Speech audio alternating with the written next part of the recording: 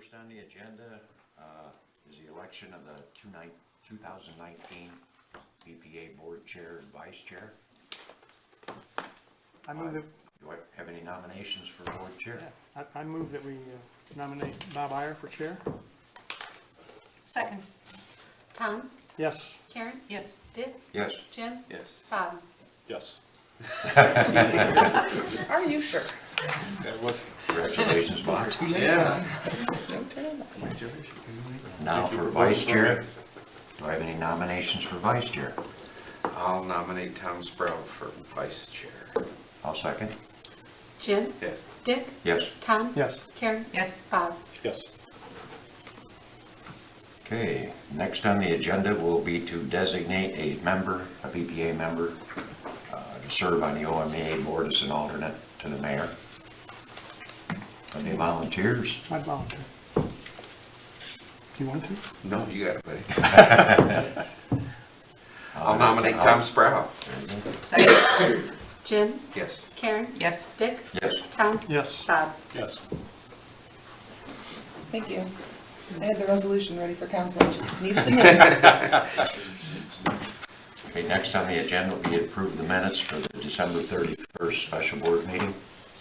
You all are presented with that. You see any additions, corrections, changes? Looks good. I'll make a motion. We approve the minutes from the December 31st meeting. I'll second.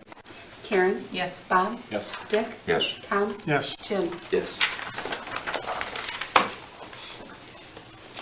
Next on the agenda will be a hearing of public concerns.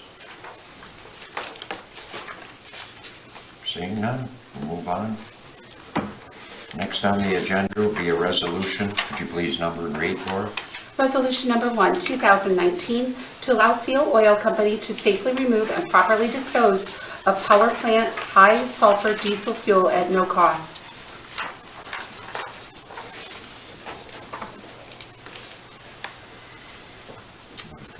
Yeah, unless Matt wants to. Go ahead, if you have any questions. We, as part of the project to do the improvement by installation of the diesel oxidation catalyst on the Nordberg generator at the power plant, we have to dispose of the remaining high sulfur diesel fuel that's in the storage tank there on the north side of Wilson Street. The air emission requirements will only allow low sulfur diesel to be burned in that unit after completion of the installation of the unit. So we'd like to try to get the fuel out of there, do an inspection, do any necessary repair work or maintenance work on the tank, and then refill it with low sulfur diesel. So the staff contacted a tank cleaning company, tank cleaning and maintenance company. They wanted approximately $7,000 to remove and properly dispose of the diesel fuel. Staff then contacted a couple of wholesale suppliers, Steel being one of those, who said that they believed that they had someone who would be interested in the fuel and would remove it and dispose of it safely and properly at no charge to BMU.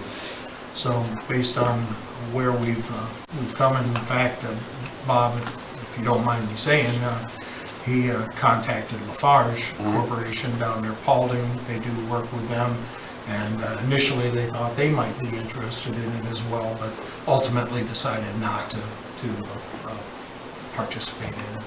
So based on the alternatives that we have before us, we would recommend that you allow us to work with Fuel Oil Company to remove and properly dispose of this fuel. Definitely save us $7,000. How big is the tank? How many gallons does it hold? The tank itself is 150,000, it's a large tank. It's only like 6 feet of fuel in it left right now. Where is it located exactly? I know you said on Right the off north of Wilson Street. Right where off. it's south of the Right next to my office. side. Okay. Yeah, right next to Bob's office. Okay. Nice And picture of it's it. really right across the street from Fuel Oil. there. Yeah. Yeah. Okay. Good. It's very Good. I was. close to their location. Yeah. Okay. Who's going to clean it then?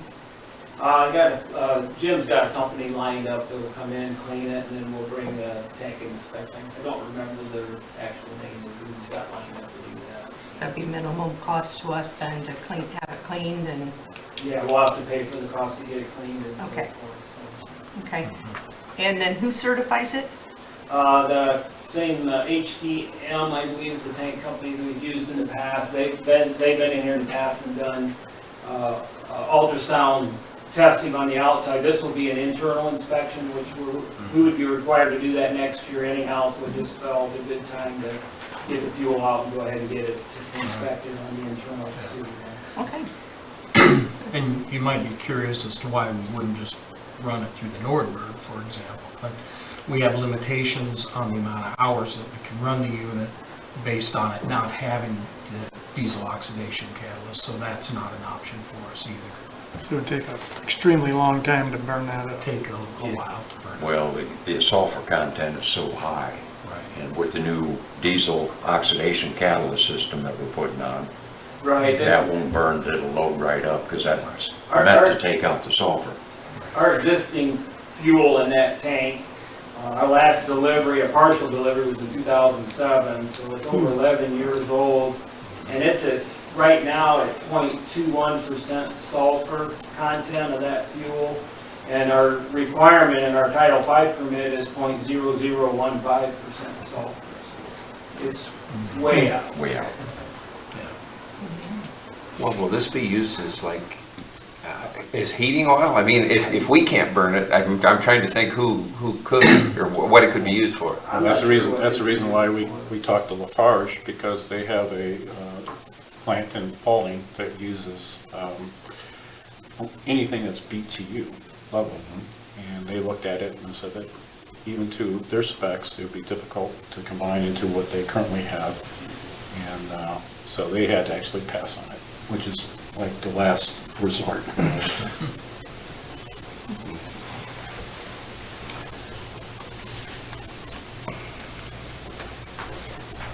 Any other questions? Entertain a motion to let the oil company safely remove and I'll make a dispose of motion. the fuel. Second. Bob? Yes. Tom? Yes. Dick? Yes. Karen? Yes. Jim? Yes.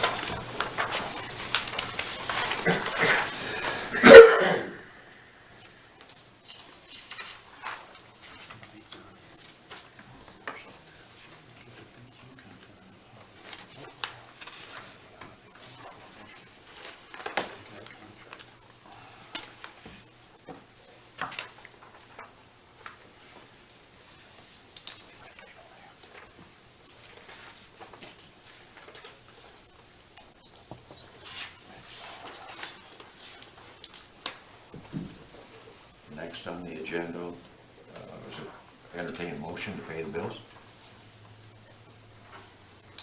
Make a motion, we pay the final bills of 2018. Second? Karen? Yes. Dick? Yes. Tom? Yes. Jim? Bob? Next on the agenda will be comments from Bpa and Staff. Mr. Iyer. Dick, I applaud you for the excellent work. I've only been here for approximately 1 year, but I'm very impressed of your abilities and what you've brought to the table. And I wish you well. Thank you. I'm looking forward to swapping seats with you. I thought you would be. No, I've enjoyed it. It's just I'd like to see somebody else do it to get the experience. Sure. But, thank you for that. Appreciate it. Mr. Salisbury. Just congratulate our new chair and vice chair. And like Bob said, thank you for the time you put in the chair. Thank you. Karen?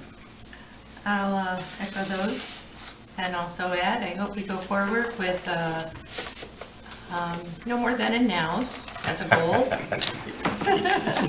I see these on every time we have a board meeting, and like to try to get those reduced down. I know there's allowance and for the certificate, that it is a goal that we should all try to adhere to, especially since it's in the revised code. And maybe That's about it. I think the one icing cairn was an emergency. Well, that's what, Yeah. that's there for, is emergency situations, Yeah. and I hope that's all we ever have Right. going forward. They've been doing pretty good. Can always do better. That's, that's what I see. Yeah. And that's where I'm coming from. Seeing these before for 13 years, yeah, we can do better. Oh, Again, thanks, Vic, for 2 years of service as chair. They went pretty quick, didn't they? yeah, extremely fast. Thank you, good job. The only other comment I had is that we got the yearly, or the year-end report for the generation at Auglaize and of course in the solar field. It looks like we had our best year It was a record. since Yes, Ever? Yeah, well, since 2006 was a better year, but yeah, we've had 2 real good years in a row now, over 11,000. Do you have an update on the replacement of the generators there? I had a visit, we had the 2 engineers down to the plant in December. They inspected, we took them down in the runner area and so forth, did an inspection. I'm still forwarding them some drawings and they're working on that report as we speak. So I would expect to see it here anytime soon in January, so to see where our next step is or what they can come up with. All right, thank you. I'm curious. That's it. Again, congratulations, Bob and Tom. Looking forward to another good year. We had a great year, 2018, and we'll keep moving forward. That's all I have. Kevin? Yeah, I had a couple of things to bring to your attention. Pass those down. These are some historical numbers for the Auglaize hydroelectric plant annual energy production. This 2018 was the second highest annual energy production since we began owning and operating the facility in 1996. It's also the first time that the plant has exceeded 11 million kilowatt hours in consecutive years. So that's good news. Matt attributes it all to the water that we got, but I try to argue with him about that. It's not just the water that makes these things happen. And the good news as well is, the prices on RECs have been increasing for non-solar RECs. And today we got a call about it for, I think they said they would offer $5.50. So if you take a look at the RECs that were produced in 2018, that's about $65,000 worth of RECs, which will end up being a credit on our power supply costs for people. So the board may recall that in 2017, we worked with the Ohio Municipal Electric Association to get legislation passed so that we can certify all 6 of those units down there as Ohio certifiable for renewable energy certificates. And so we have a lot more RECs to be able to sell, first of all, because all of the units are certified where only 2 were before. And also, when we generate over 11 million, then that creates more too. So it's a significant revenue stream again. It looks like as those RECs continue to increase in value. I think we at one point had sold them, perhaps we came to you and had a price at 35 cents, I think, was the lowest offer when the market got really low. And so that's a significant gain there. And we haven't gotten any prices on solar RECs recently.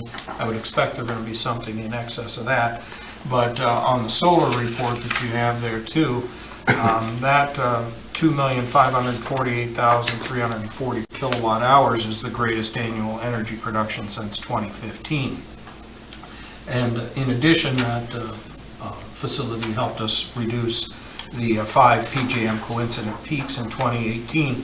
An interesting thing is that it did not help reduce the AEP 1 coincident peak for transmission, because that peak occurred hour ending 8 o'clock in the morning, January 3rd, and it was still dark when the peak occurred.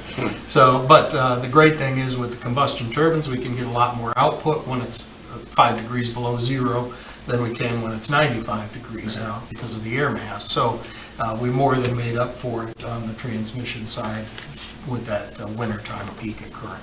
So I thought those were some things worth mentioning to the board.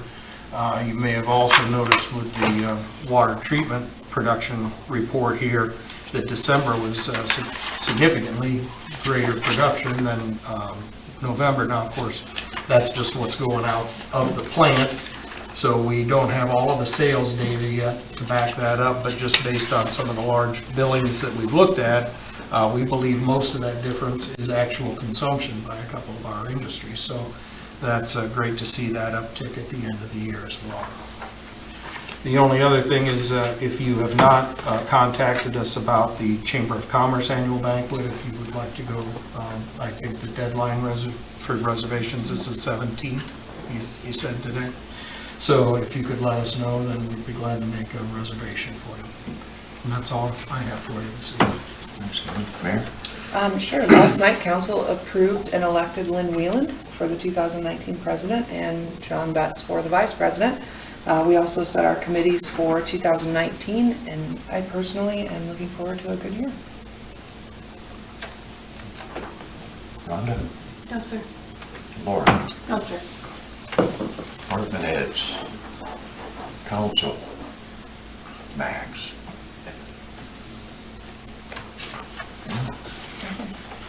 Then I'll entertain the motion to adjourn. I'll make a motion, we adjourn. Second. Jim? Yes. Karen? Yes. Dick? Yes. Tom? Yes. Bob? That's 9. Yes.